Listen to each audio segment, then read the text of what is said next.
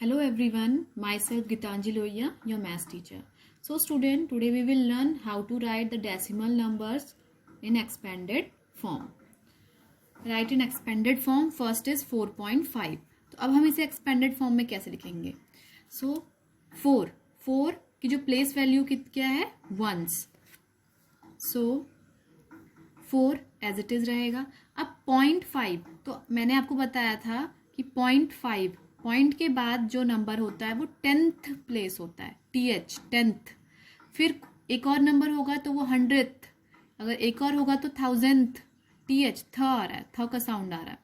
सो यहाँ पे ones place पे 4 प्लस 10th प्लेस को शो करने के लिए TH मतलब हम इसे इस तरीके से शो करेंगे क्योंकि 1 जो नंबर डिजिट है 1 डिजिट के आगे पॉइंट है तो हमने यहाँ पर 1 जो 0 है नीचे वो लगाया जिससे कि अब ये जो शो हो रहा है ये प्लेस इसकी शो हो रही है कि ये 10th प्लेस को शो कर रहा है in the place value. Okay, now next 30 plus 9 39 plus point अब 2 is in place of 10th and 5 is in the place of 100th. 10th 100th तो 10th को शो करने के लिए 2/10 एंड 100th को शो करने के लिए 5/100. Like this you will do. See 159.24. So 100 plus 50 plus 9. यहां तक तो सिंपल, जैसे हम एक्सपेंडेड फॉर्म करते हैं सिंपल एक्सपेंडेड फॉर्म करेंगे. Now after the point again we will write here plus then 2/10 because 2 is in the place of 10th and 4 is in the place of 100, so 4/100th. Okay, now D 13, so 10 plus 3 13 plus 5/10. Now E 250.543, so 200 plus 50 and जो once के place पे है 0 nothing तो उसको हम skip भी कर सकते हैं, जरूरी नहीं है कि हम उसे राइट डाउन ही लिखें. अब 5 तो 5/10 plus 4/100 plus 3/1000. Clear. Now F 6.95 तो 6 प्लस 9/10 प्लस 5/100. सो इसका जो एक्सपेंशन होगा वो इस तरीके से करेंगे. सो डेसिमल नंबर्स को हम इस तरीके से उन्हें एक्सपेंडेड फॉर्म में लिखते हैं. क्लियर. नाउ अब शॉर्ट फॉर्म में इट मीन्स एक्सपेंडेड ऑलरेडी हैं, अब हम उन्हें डेसिमल में लिखेंगे. ओके, द नेक्स्ट क्वेश्चन इसमें हम यही करेंगे. This is the first question and this is the second question. So now start. 300 plus 50 plus 1, it means 351. Now अभी कितना है 10th प्लेस पे, तो इट मीन्स यहाँ पे डेसिमल आएगा और ये क्योंकि 1 0 है तो एक डिजिट के आगे पॉइंट लग जाएगा, तो like this we will write. Now this one 10 तो 10 को एज इट इज लिखेंगे प्लस 0.5 अपॉन 0 था 5/10 था तो 0 1 0 है तो एक डिजिट के आगे पॉइंट लग जाएगा. नाउ 3, अब यहाँ पे हम 3 लगाएंगे. ओके, 10 प्लस 9 5/10 तो ये हो जाएगा 19.5. क्लियर. 600 प्लस 50 प्लस 3 तो ये हो जाएगा 653. Now 0.25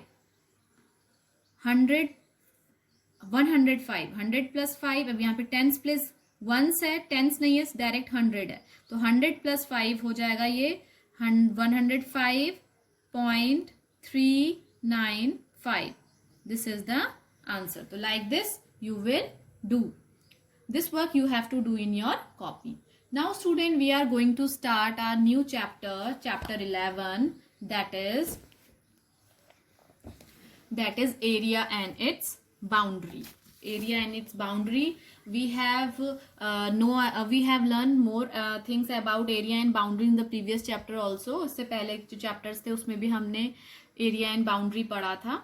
सो यहाँ basically it is clearly based on the area and boundary. वहां पे तो हमने उसे डिफरेंट वे में थोड़ा पढ़ा था, अब यहाँ पे थोड़ा डिफरेंट होगा. ओके, सेम चीजें जो हैं, मतलब things are same but in a different way. Now here is a question, who slice is bigger, किसका स्लाइस बड़ा है. Parth and the Ginni bought an aam papad dry mango slice from a shop. तो एक शॉप से वो आम पापड़ लेके आए. नाउ दे आर सीइंग, क्या कर रहे हैं, एक दूसरे के आम पापड़ को देख रहे हैं और कह रहे हैं कि किसका आम पापड़ ज्यादा बड़ा है इन साइज में. Okay, so both could not make out whose was bigger. अब वो समझ में नहीं आ रहा किसका बड़ा है. सो पार्थ के एक फ्रेंड ने, पार्थ एंड गिनी के, उन्होंने शो किया कि आप किस तरीके से अपने आम पापड़ को मेजर कर सकते हो कि किसका बड़ा है. So here is a boy holding one square box. So ये स्क्वायर बॉक्स जो है ये 1 सेंटीमीटर, अगर हम इसे मेजर करेंगे तो ये 1 सेंटीमीटर का है from all the sides. Okay, so एक दिस वन पीस, इसका piece A and this one piece B. So पहले हम पीस ए के बारे में बात करते हैं. सो इट्स लेंथ, अब देखिए ये इसकी लेंथ हो गई एंड ये इसकी breadth. This is the length and this is the breadth. Okay, length and breadth यहाँ पे सेम नहीं है. Length is 6 and breadth is 5. Now what we will do for check it. So according to this boy, जो भी इसके friend है, Parth and गिनी का जो फ्रेंड है, उसने क्या बोला कि आप क्या करें, स्क्वायर जो पेपर है आप उसको रख के इसमें मेजर कर सकते हैं. ठीक है, using a square, using square का यूज करके आप क्या कर सकते हैं, इसको मेजर कर सकते हैं लाइक दिस. ठीक है, 1 सेंटीमीटर, 1 1 2 3 4 5 6, तो यहाँ पे 6 स्क्वायर्स आ गए. नाउ 1 2 3 4 5, यहाँ पे 5 स्क्वायर्स आ गए.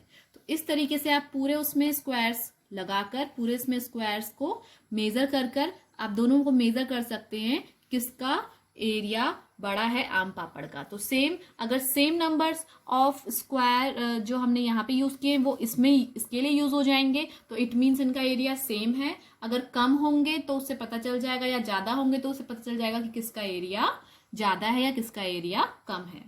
द लेंथ पीस ऑफ ए, जैसे मैंने आपको बताया, जो पीस ए है इसकी जो लेंथ है वो 6 है, और इसीलिए 6 square of side 1 centimetre can be arrange along its length. तो यानी कि जो 6 स्क्वायर हम अरेंज करेंगे इसकी लेंथ के लिए. And the width of the piece A is 5 centimetre. इसकी जो विड्थ है वो कितनी है, 5 सेंटीमीटर है. इसलिए हम यहाँ पे जो स्क्वायर यूज करेंगे वो एक 1 सेंटीमीटर के स्क्वायर यूज करेंगे, और वो टोटल कितनी क्या फॉर्म कर लेगी, 5 squares can arrange it's width. तो 5 स्क्वायर्स उसका विड्थ अरेंज कर लेंगे. Now all together how many squares can be arranged on it. अगर हम देखें तो इसमें पूरे सारे कितने स्क्वायर्स इसको फिल करेंगे.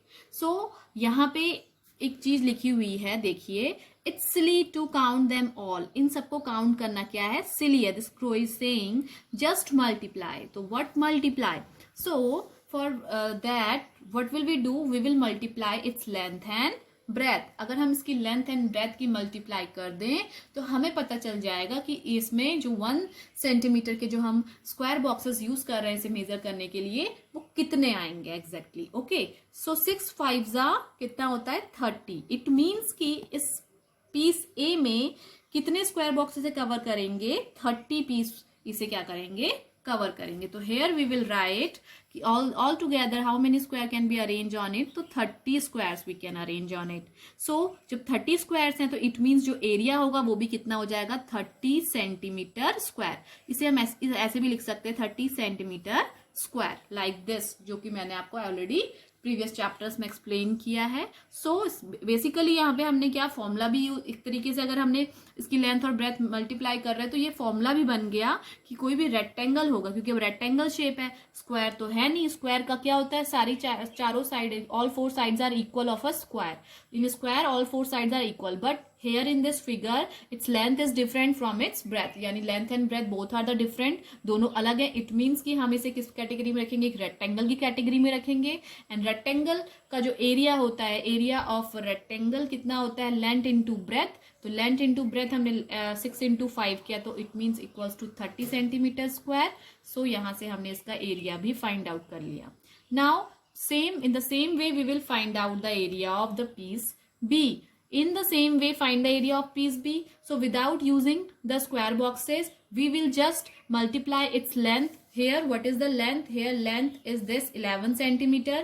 Piece B की जो length है वो 11 centimeter है and its breadth is 3 centimeter. Now for finding its area, what will we do? We will multiply this length by this breadth. 11 3s are 33. It means कि इसमें अगर हम स्क्वायर बॉक्सेस यूज करते हैं तो इसमें कितने स्क्वायर बॉक्सेस आएंगे?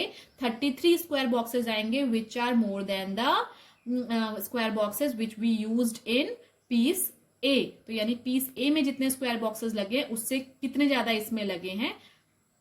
How we will get? ऐसे तो यहाँ पे 30 थे, यहाँ पे 33 थे. So we can easily find out that 3 is more than here. मतलब 3 स्क्वायर बॉक्सेस हम ज्यादा इसमें यूज कर रहे हैं. ओके, सो हम इसे माइनस करके, यानी कि who had the bigger piece, how much bigger. तो अगर हमें इसे फाइंड आउट करना है डिफरेंस, तो we will just subtract with the higher number to the lower number. It means 33 minus 30, यानी कि यहाँ पे जो हमने एरिया निकाला 11 इंटू 3 इट्स 33 बी का पीस बी का जो एरिया आया वो 33 सेंटीमीटर स्क्वायर आया. 33 में से जब हम 30 को माइनस कर देंगे, इट मीन्स पीस ए के एरिया को माइनस कर देंगे तो 3 सेंटीमीटर. इट मीन्स कि जो पीस बी है वो 3 सेंटीमीटर ज्यादा बड़ा पीस है पीस ए से. क्लियर? तो जिसके पास भी पीस बी होगा उसका जो आम पापड़ होगा वो थोड़ा बड़ा होगा जिसके पास पीस ए होगा. क्लियर?